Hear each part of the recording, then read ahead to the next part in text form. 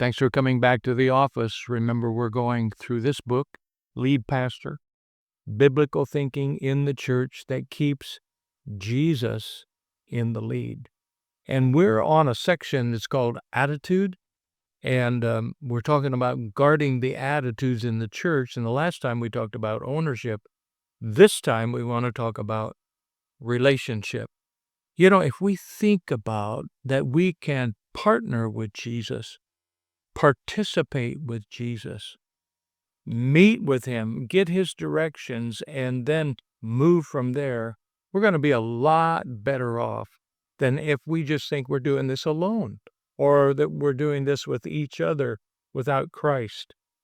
I would say that my favorite prayer verse for this and my favorite prayer verse for this attitude is found in Revelation chapter 3 and verse 20.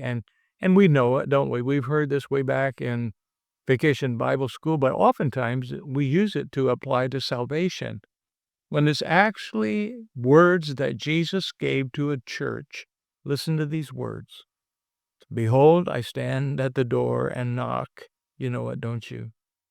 If anyone hears my voice and opens the door, I will come into him and will sup with him and he with me. When I hear that and you really think about the magnitude of that verse, here's the God of the universe that's saying, I want to come in, and if you'll let me come in, we can have dinner together, open-ended, and we can interact about the needs of your church and who you are, where you need to go, who I am, what I can do. And it becomes a relationship. It becomes a partnership with Jesus as we work and do the ministry. As a kid, I loved sitting at the table. I grew up on a farm, and Dad would be here at the end, and Mom would be across. And then when my little brother came along, he was down here at this end. And so we'd sit at the table. We had such a good time. We'd talk. Dad would come in from the field. Sometimes we'd sit there until 9 o'clock in the evening after field work, and we just sat there and talk. And Dad would stir his coffee, and we would talk about the day. It was just fun.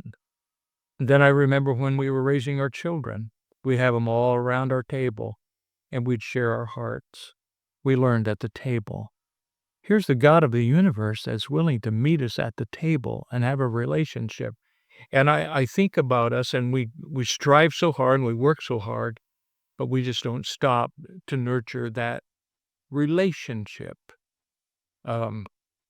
So how can we create a culture of prayer in that relationship, in that attitude that will allow our church to be built by Jesus?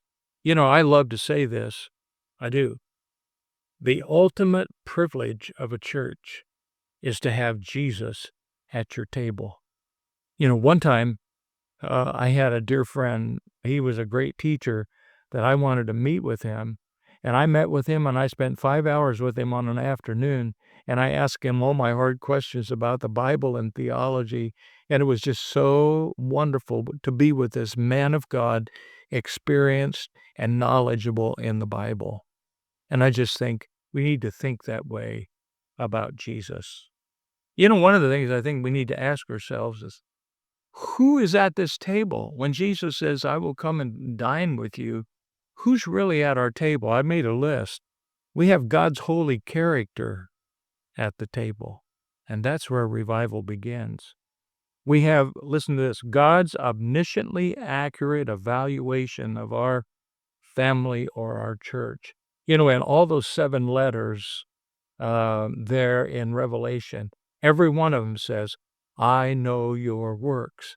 Nobody knows our church like Jesus. And so we have his evaluation there. We have God's all-wise solutions. What are we going to do about this?